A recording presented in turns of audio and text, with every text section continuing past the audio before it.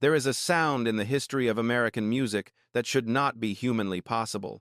It is the sound of a man playing a guitar as if he possessed four hands, one thumb driving a heavy, rhythmic bass line like a heartbeat, while his fingers danced through complex melodies and haunting, metallic slide riffs all at once.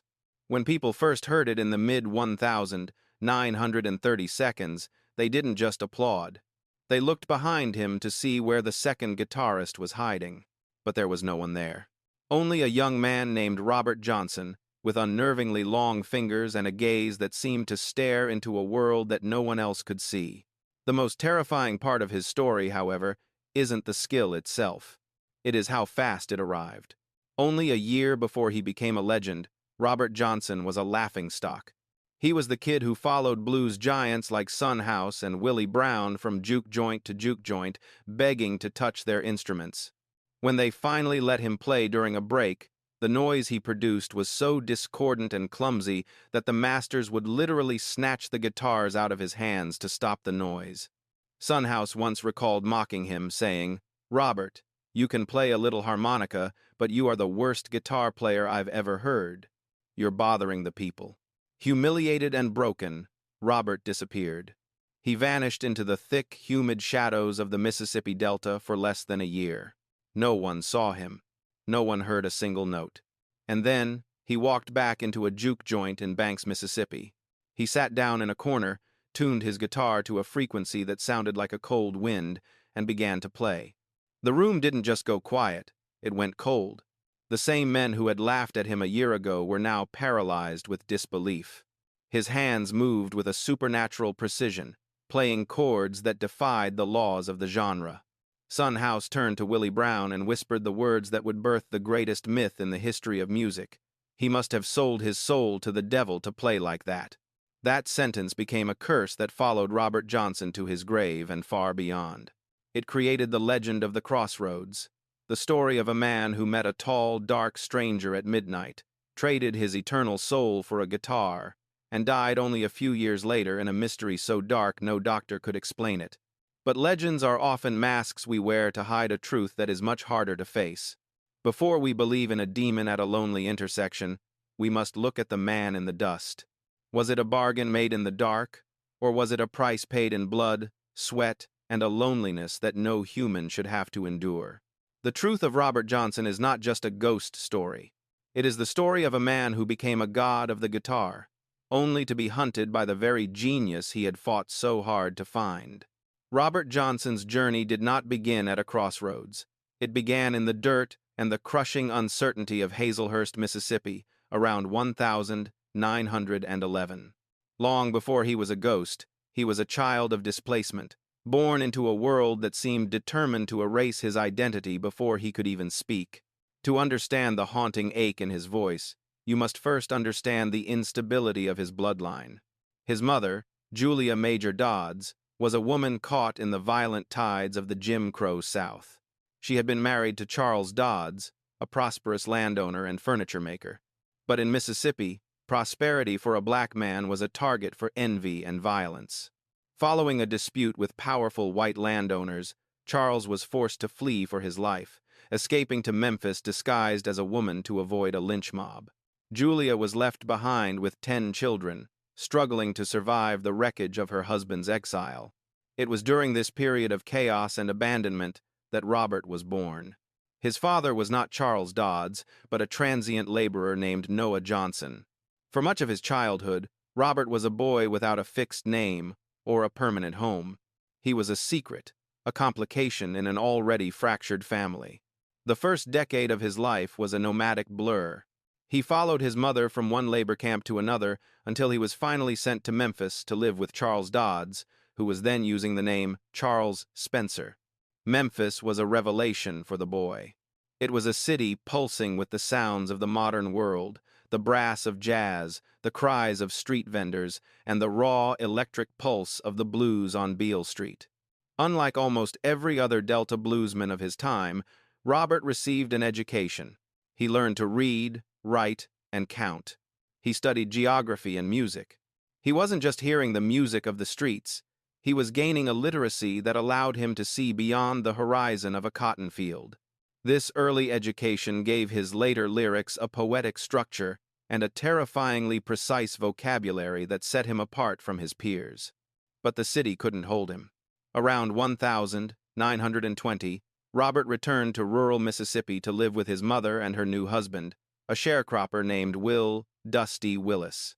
The transition was a shock. Willis didn't care for books or melodies. He wanted a boy who could handle a mule and a plow. In this friction, Robert made a radical choice. When he finally discovered the truth about his biological father, he didn't just accept it, he claimed it. He dropped the names Dodds and Spencer and insisted on being called Robert Johnson. In a world that treated black children as mere tools of labor, changing your own name was a radical act of self-possession. He refused the life of a sharecropper. He didn't want the dirt, he wanted the strings. He began carrying a harmonica and a small guitar made of scraps, playing on the porches of the Delta for anyone who would listen. He was a boy searching for a father he never knew and a home he couldn't find. That restlessness became the foundation of his music. By the time Robert Johnson reached the age of 17, the restless, nomadic spirit that had defined his childhood seemed to have finally found an anchor. For a brief window in the late 1920s, it appeared that Robert might defy the internal gravity that pulled him toward the road and instead settle into the quiet life of a family man. This hope had a name, Virginia Travis. She was only 14 years old, a girl described by those who knew her as possessing a serene beauty and a profound, unwavering faith. For Robert, Virginia represented a chance to belong not to a labor camp or a temporary home, but to a future of his own making. They were married in February, 1929 inches, Penton, Mississippi. It was a union that, on the surface, looked like the beginning of a traditional Delta story. They moved into a small, weathered house on the property of Virginia's family, the Travises. In this new chapter, Robert wasn't just a drifter or a farmhand. He was a husband with the weight of a household on his shoulders. He even took a job working the land for a white landowner named Richard Cleveland, setting aside his musical ambitions to prove he could be the man the community expected him to be. However, beneath the surface of this domestic peace, a spiritual war was brewing.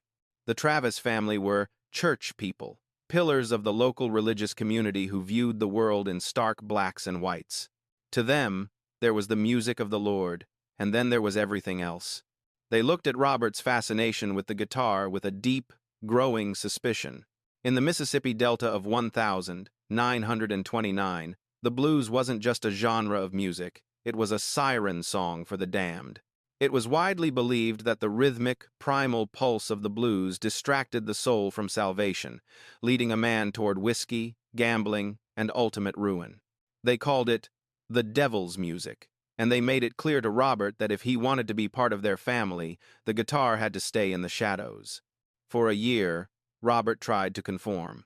He labored in the fields under the oppressive heat, his hands growing calloused from the plow rather than the strings.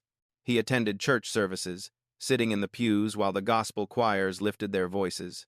But those who watched him closely noticed a distance in his eyes. He was a man trying to kill a part of himself to keep a promise. When Virginia became pregnant, the stakes were raised even higher.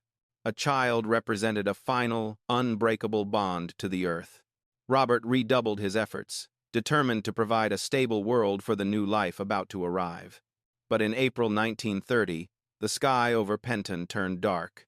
Virginia went into labor, a process that quickly spiraled into a nightmare.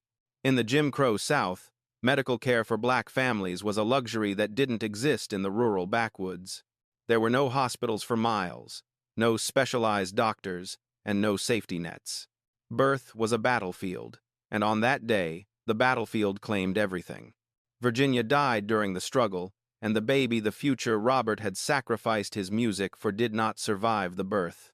When Robert returned to the house, he didn't find a community ready to wrap him in comfort. Instead, he found a wall of judgment. The religious elders and Virginia's family didn't see a grieving 19-year-old widower. They saw a divine warning. The whispers began almost immediately, spreading through the neighborhood like a fever. They said that this tragedy was not a random act of nature.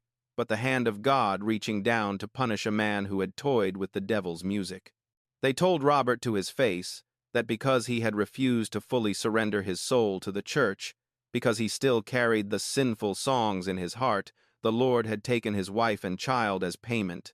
This cold religious cruelty carved a hollow space inside Robert Johnson that no prayer or sermon could ever fill. The loss stripped away his last connection to the respectable world. He realized then that he would never fit into the pews or the neat rows of the cotton fields. The grief didn't drive him toward the altar. It drove him toward the horizon.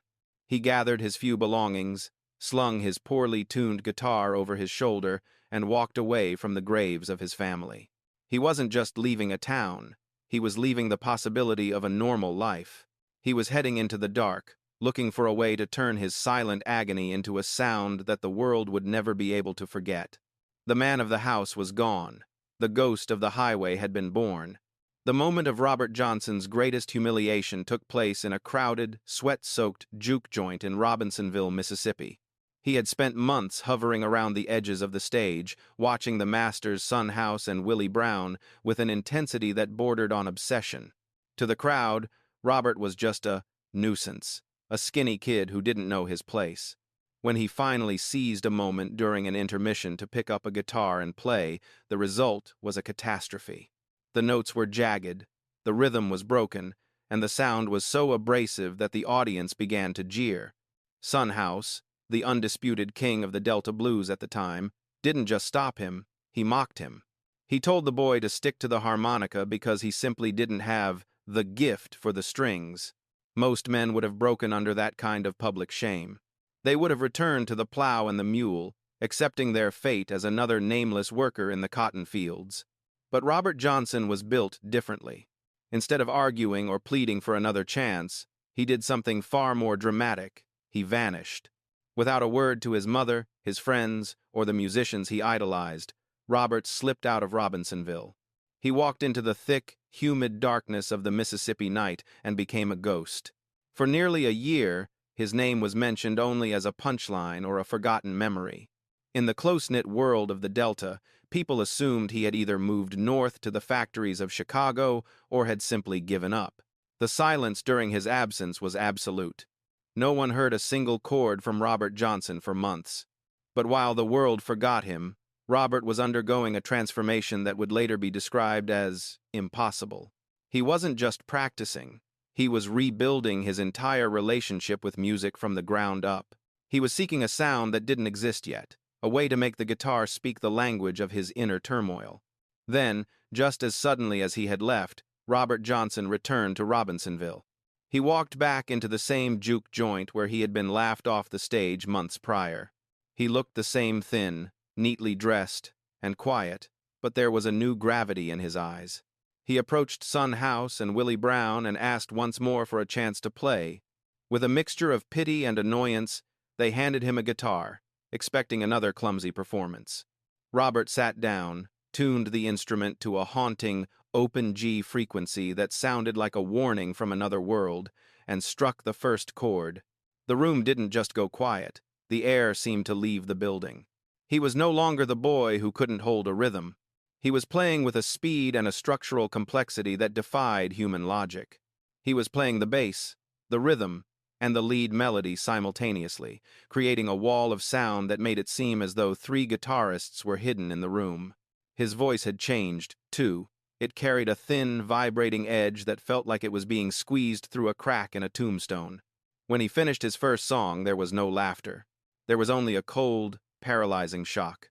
Son House and Willie Brown stood frozen, unable to process how a man could bridge the gap from amateur to master in less than a year. It was in that moment of profound disbelief that the legends began to take root. Since no human explanation made sense, the people reached for the supernatural. They whispered about the Crossroads at midnight. They whispered about a bargain made in blood. And Robert Johnson, sensing the power of the mystery, did nothing to deny it. He let the shadows speak for him. The myth of the Crossroads is a beautiful, terrifying story. It is a story that fits perfectly into the humid, superstitious atmosphere of the 1,930 Mississippi Delta. It explains the unexplainable. But for those who look past the folklore, the truth of Robert Johnson's transformation is far more human and, in many ways, far more haunting. Robert didn't find his genius at a midnight intersection. He found it in the silence of the dead and under the tutelage of a man history almost forgot, Ike Zinnerman. During the year Robert vanished from the juke joints of Robinsonville, he had traveled back toward his birthplace of Hazelhurst. It was there that he encountered Zinnerman, a bluesman who possessed a technique that seemed decades ahead of its time. Ike was a man of shadows himself. Local lore suggested that Ike had learned to play the guitar by sitting on tombstones in the middle of the night. He believed that the quiet of the graveyard was the only place where a musician could truly hear the notes without the distractions of the living. Robert, still reeling from the loss of his wife and child, was drawn to this dark discipline. He didn't just want to play, he wanted to disappear into the music. For nearly a year, Robert and Ike became fixtures of the local cemeteries. They would wait until the sun dipped below the horizon, and the delta heat began to give way to a cool, eerie mist. They would walk into the graveyards, find a flat tombstone to sit on, and play for hours under the light of the moon.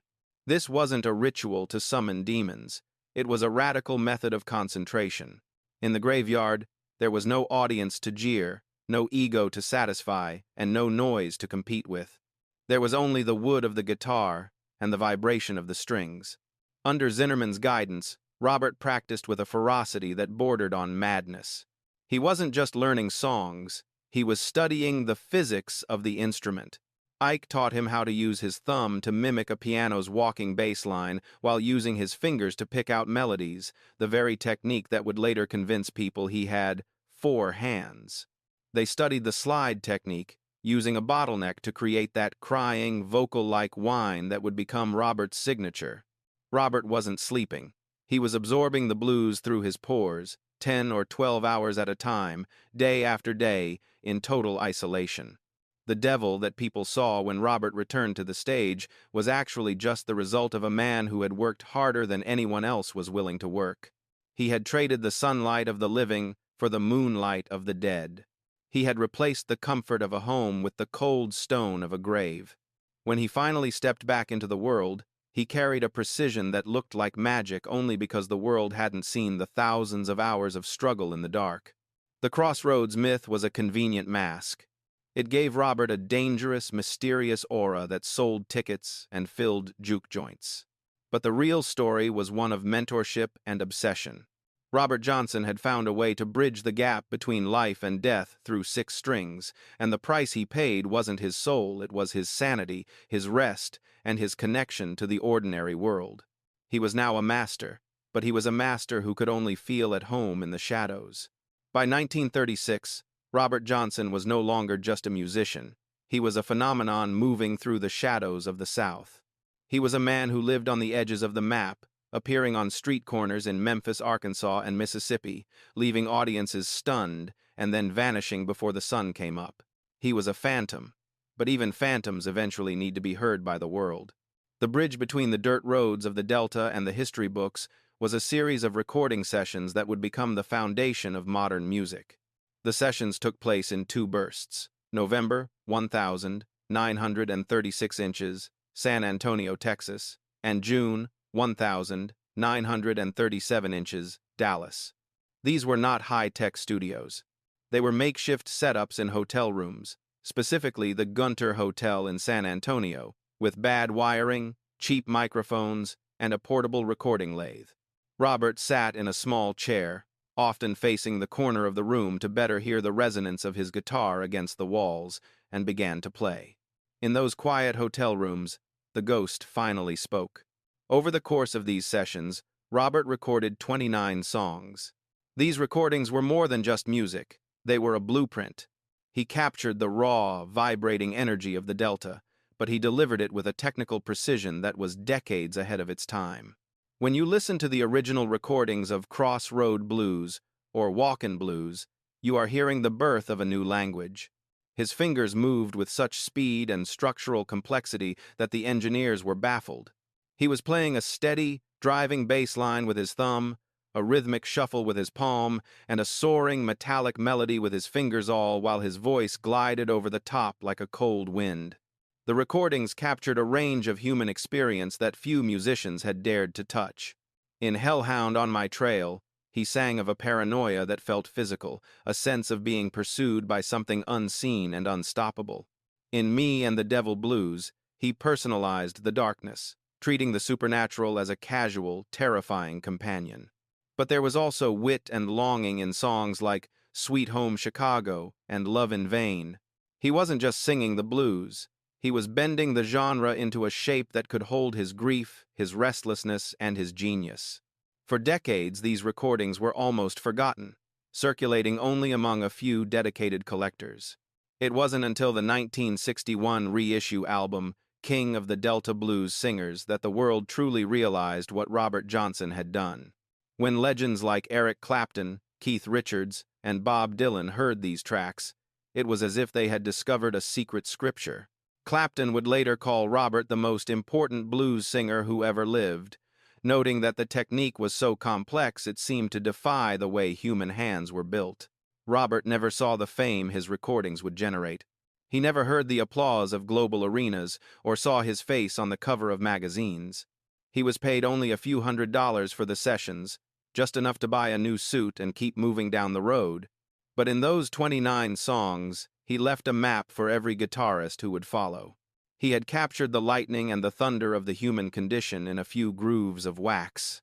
The Phantom had left his mark, and though he returned to the dusty roads of the South immediately after, the world would never be able to pretend he didn't exist again. The road gave Robert Johnson his music, but it took almost everything else in return. To the modern world, the image of the wandering bluesman is romanticized, a lone figure with a guitar, drifting through the mist. But the reality for a black man in the Deep South during the 1930 seconds was far grimmer. Moving from town to town wasn't just about wanderlust. It was a grueling survival mechanism. In the era of Jim Crow, the road was a place of constant danger, where a single wrong glance or being in the wrong town after sunset could lead to a lynching. Robert lived as a drifter because the world he inhabited offered him no other way to be a professional musician. He didn't have a permanent address. He carried his life in a small sack and his guitar in his hand. The guitar was his passport, his shelter, and his only currency. When money ran thin, he would play on street corners or in front of grocery stores for nickels and dimes. When the nights grew long and cold, he relied on a network of friends, distant relatives, and often the kindness of women who found something irresistible in his quiet, somber eyes. In every town he visited, Robert seemed to adopt a new layer of mystery. He used different names, Robert Dusty, Robert Spencer, Robert Johnson, slipping in and out of places like a ghost trying to outrun his own history. He was known to be soft-spoken, well-mannered, and intensely private. He didn't boast about his talent. He would arrive in a town, find a corner to play, captivate the locals with his four-handed guitar technique, and then vanish before anyone could truly know him. This restlessness had a darker side. Robert was a man of deep contradictions. While he was polite and professional in his music, he was also drawn to the things that provided a temporary escape from his grief: whiskey and the company of women. This lifestyle made him a target for jealousy and suspicion. He was often staying in the homes of women who provided him with food and a bed, a situation that frequently put him at odds with local men. He was always looking over his shoulder, not just for the law, but for the husbands and boyfriends who viewed his presence as a threat. Despite the devil legends, the people who actually housed him remembered a man who was helpful and gentle. He would chop wood or help with chores in exchange for a meal. He wasn't a monster. He was a man trying to find a place where he didn't feel like a stranger. But the South didn't offer such places to men like him. The road was his only home, and as he moved toward the summer of 1938, the road was leading him toward a final, violent intersection where his luck and his life would finally run out. In the sweltering August of 1938, the road finally led Robert Johnson to a crossroads he couldn't walk away from. He was playing a stretch of dates at a country juke joint known as the Three Forks store near Greenwood, Mississippi. As always, Robert's music was the main attraction, but his personal habits were the catalyst for his undoing. He had spent the previous few nights flirting openly with the wife of the man who ran the establishment, a dangerous gamble in a place where disputes were often settled with violence and the law rarely intervened for a black man.